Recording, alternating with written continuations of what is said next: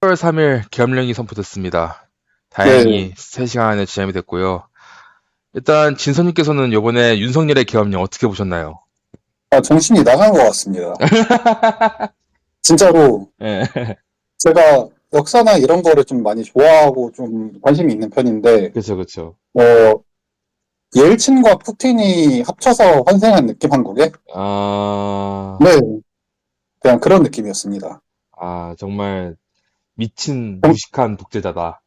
네, 예, 일단 옐친과 비슷한 점은 예, 그거, 뭐, 옐친이 예전에 네. 매일 술을 먹고, 매일 술을 먹고, 미, 네, 미국 정부부에서 옐친의 피를 몰래 검사를 해본 적이 있는데, 이걸 네, 보면서 네. 미국에서 어떻게 이런 사람이 살 수 있는가. 아, 그 정도로 심각한 알코올 중독 환자였습니다. 음, 그리고 푸틴 같은 경우엔 음, 예전에 푸틴은 푸틴에겐 약속은 어기라고 있는 그런 거라고 생각을 해요. 네, 근데 대한민국 대통령으로 당선된 이후에 선서를 했기 때문에 네. 그 선서를 어기고 있다라는 거는 푸틴의 약속은 어기라고 있는 거다라는 푸틴의 마인드와 비슷하다라고 생각합니다. 아, 어, 알겠습니다. 굉장히 많이 분노를 하신 느낌이고, 또 요번에 또 일요일 날? 그때 네, 집회를 나가신 걸로 토요일입니다. 아는데, 토요일 네, 날 집회를 나가셨는데, 네. 사람들이 굉장히 많았다고.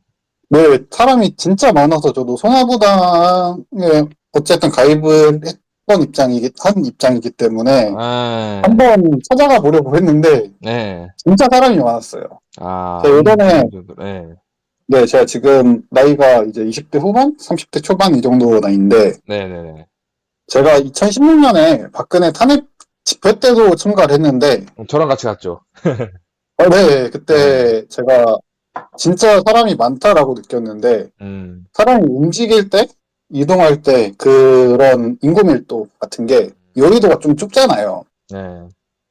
여의도가 좁기 때문에 더 사람이 많이 몰리니까 그때 광화문보다 더 인구 밀도가 많다라고 느낄 정도로 네. 진짜로 사람이 많았습니다.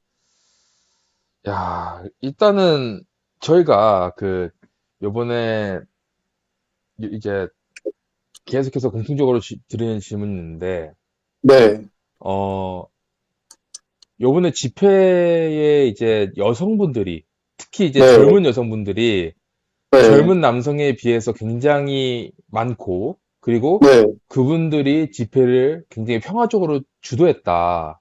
네, 특히 이제 본인들의 이제 아이돌을 응원하는 응원봉을 갖고, 네, 우리가 원래는 이제 촛불 시위를 했는데, 이번에는 이제 네, 응원봉 시위, 케이팝 응원봉 시위를 이렇게 평화적으로 새로운 집회 패러다임이 열렸는데, 약간 좀 네. 이런 현상에 대해서 혹시 진서님께서는 어떻게 분석하세요?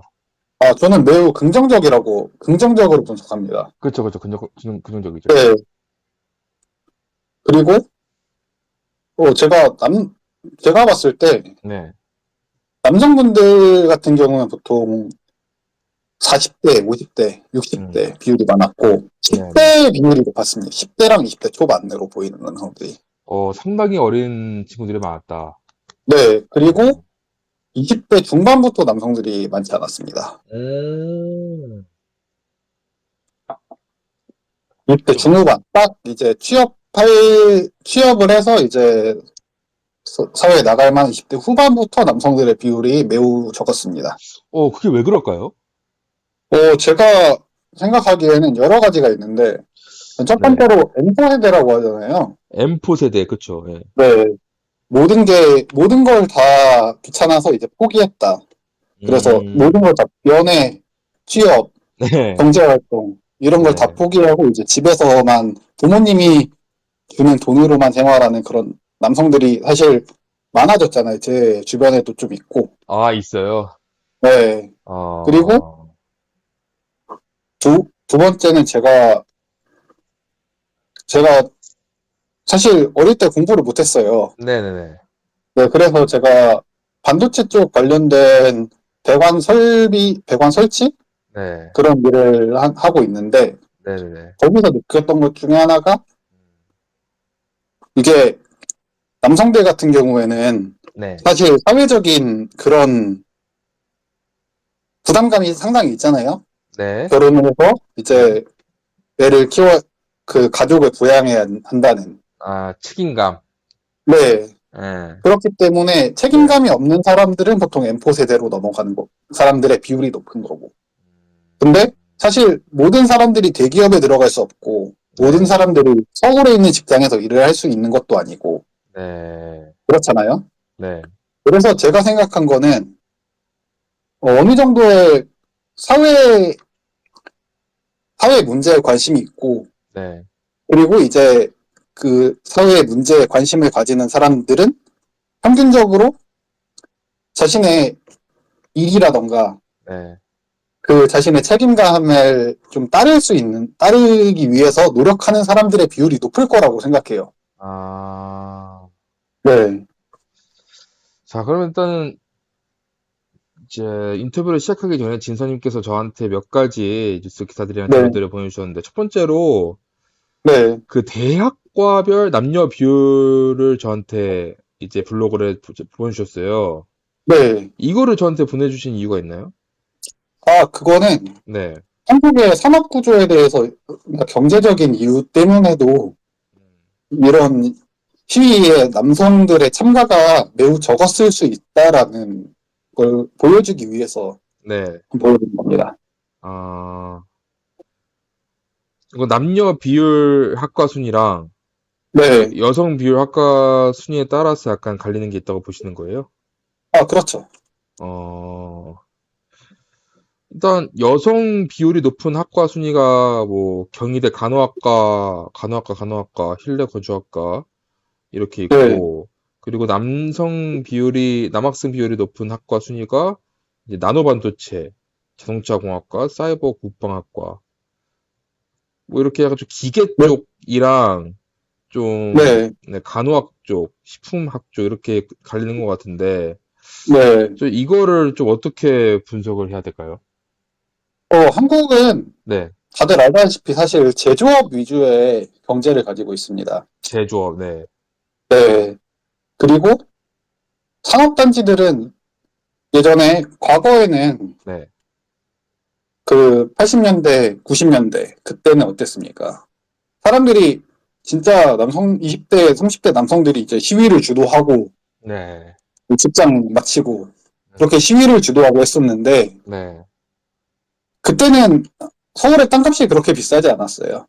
네, 그래서 그리고 그때는 이제 환경 규제라던가 이런 게 적었기 때문에 많은 네, 남성들이 공부를 못하거나 이래서 좋은 직장에 들어가지 못한다고 하더라도 네. 뭐 공장이나 이런 게 영등포 뭐 이런 서울 지역들에 있거든요.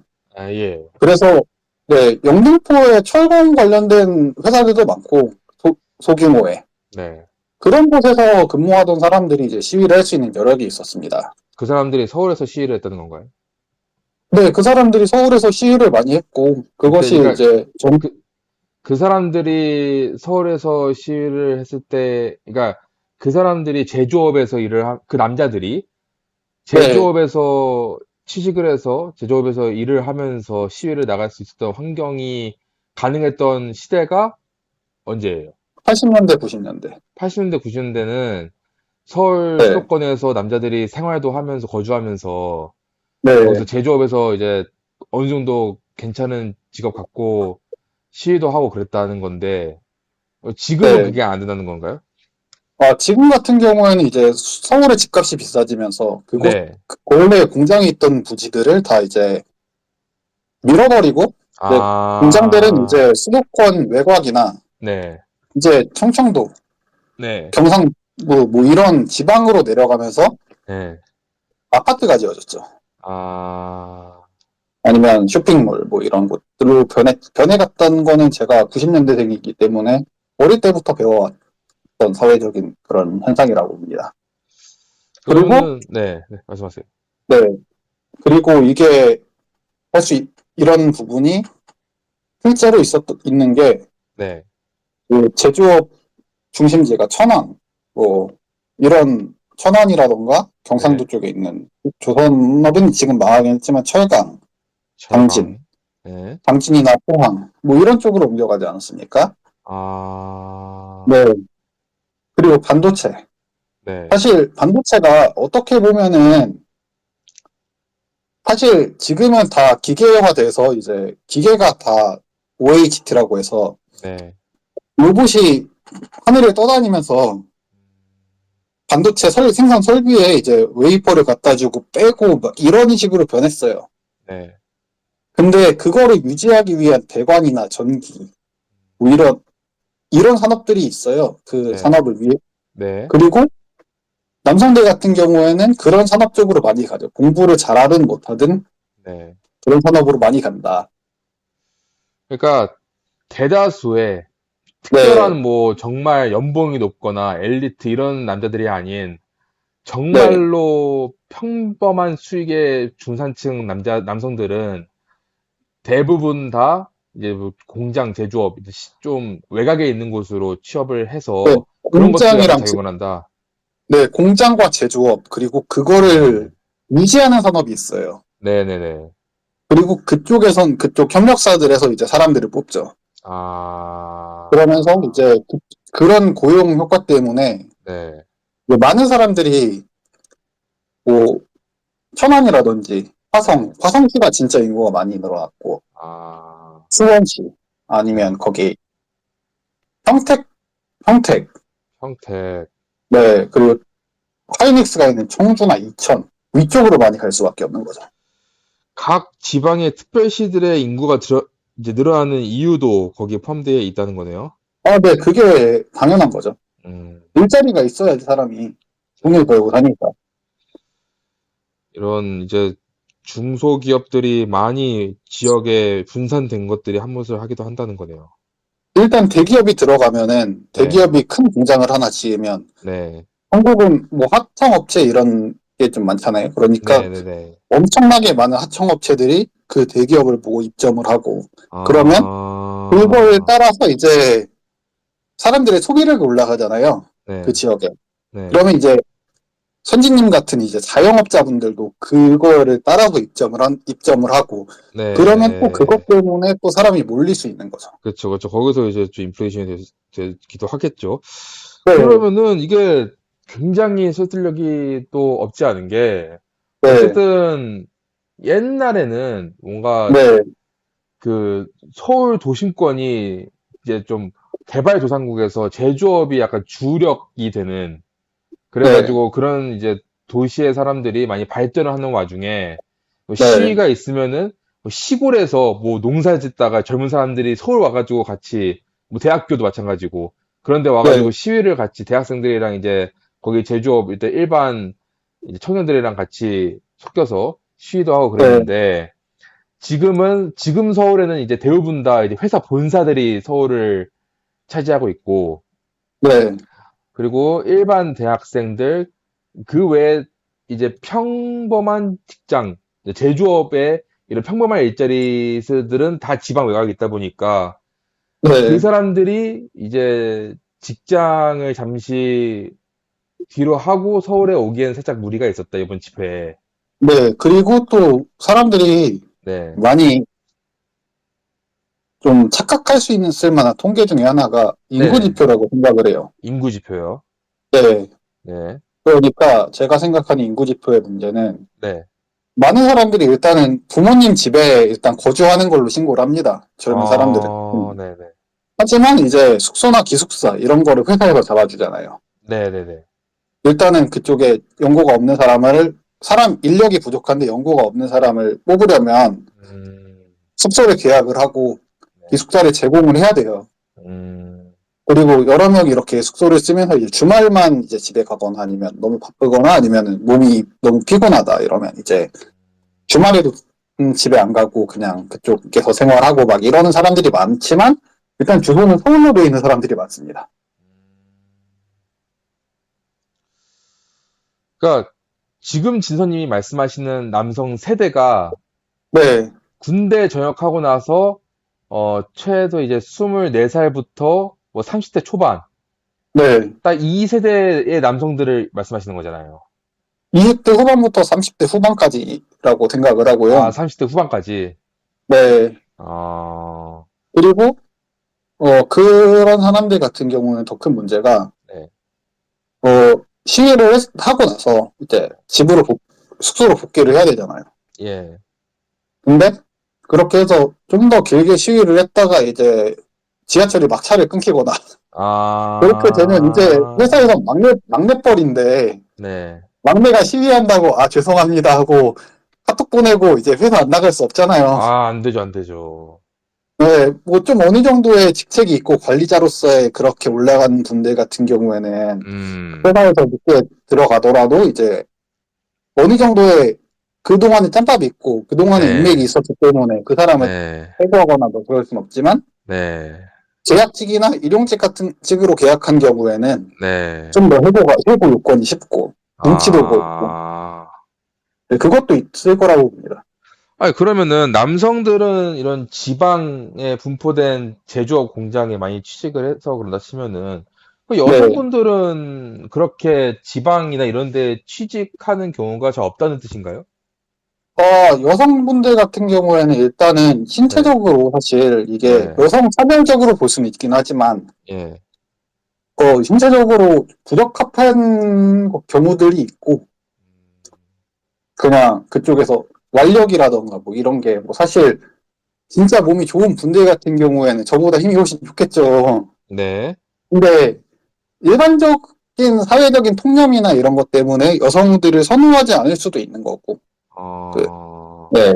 여성이 사실 진짜 여성 상위 1%막 이런 게 아닌 이상은 막 네, 엄청 무거운 걸 들고 나르고, 뭐, 천장에 올라가서 막 그러는 분들 같은 경우는 많지 않잖아요. 그리고 사실 그런 경우에는 여성분들 같은 경우에는 또 주변 사람들은 다 서울에 있기 때문에 네, 또 사회에서 다른 곳으로 나가기가 쉽지가 않고, 네, 그게 물론 뭐 이게 남성들이 우경화되지 않았다. 20대, 30대 남성들이. 네, 이것도 저도 맞다고는 생각을 하지만 네, 사실 그런 분들보다는 일반적으로 사회 생활을 하고 어떻게든 일자리를 구해서 이제 나라를 위해서 이제 산업 역군으로 일하는 분들이 좀 더 정상적인 사고방식을 가질 가능성이 높잖아요. 네. 그리고 그런 사람들이 좀 더 이번 사태에 대해서 분노할 가능성이 높다고 보거든요, 저는. 하지만 일단 여건이 안 된다. 그런 분들은. 그렇게 말씀드리고 싶습니다. 일단 지금 지선님께 저한테 보내주신 기사 중에서 네, 청년, 그중에서도 여성들이 서울로 이동하는 이유는? 이라는 이제 제목의 기사를 저한테 보내주셨는데, 네, 여기서 지금 얘기하는 게, 네, 이제 다수의 연구자들, 20대의 여성 청년들의 수도권의 이동 추세가 집중한다. 전국 네, 청년 인구 성비는 여성을 100으로 봤을 네, 때 110으로 남성이 더 많고, 그중에서 이제 네, 여성 청년 인구 비율이 남성 청년 인구보다 높은 곳이, 그러니까 여성 청년 인구의 비율이 남성 네, 청년보다 높은 곳이 서울시 다 한국뿐이라고 하네요. 진짜 말씀하신 것처럼. 네, 그렇습니다. 아, 여성들이 선호하는 서비스업이라던가 디자인, 네, 뭐 이런 분들 미대 많이 가시잖아요, 남성들보다. 네, 뭐 사실 제가 아는 대표적인 미대생 분은 히트러라고 네? 미대생이 아니구나. 미대 떨어지고 나서 아, 그러니까, 미대 떨어지고 자살하신 분이 있어요. 독일 오스트리아 예, 조생에. 그분 말고는 미대 지망하신 분이 없긴 한데, 그러니까 미대 떨어지고 바로 자살하지 않았잖아요. 히틀러 분께서. 근데 여러 우여곡절 끝에 자살을 하셨죠, 그분은. 아, 네, 좀 많은 사건들이 있고, 이제 결혼한 당일에, 안타깝게 스스로 네네, 생명을 끊으신 분인데, 네, 네, 아무튼 그분 말고는 제가 미술 관련된 쪽에 그런 게 없거든요. 네. 네, 그렇습니다. 그러니까 실제로, 네, 지금 여기서 말씀하시는 게 여성들이 서울 수도권에 몰리는 이유가 네, 원인이 일자리라고 하는데, 네, 네, 직종이 다양하지 않기 때문에 여성 청년이 일하고 싶은 곳이 부족하다. 그렇죠. 미디어나 디자인, 빅데이터, IT 분야 일자리는 서울이 아니고서는 찾기 어렵다. 네. 그래서 가부장적이고 폐쇄적인 문화를 꼽는 이제 지방 산업은 이제 여성들이 일하기엔 약간 좀 힘드니까, 많이 예, 힘들고, 그리고 또 그렇게 되면은 이제 여성 관련된 일자리가 없으면 여성이 부족하잖아요. 아, 네, 그러면 또 그 도시에서는 이제 여성을 대상으로 하는 산업 자체가 성장을 하기가 힘들어요. 그러면 또 여성을 대상으로 하는 산업에 대한 여성들이 일자리가 줄어드는 거죠. 빈익빈 부익부 이런 식으로. 그렇게 그래서 말씀하시니까 그럴 수 있겠네요. 네, 음, 야, 서울의 여성 비율이 남자보다 더 많다. 이렇게 또 근거가 있는 말씀이네요. 네.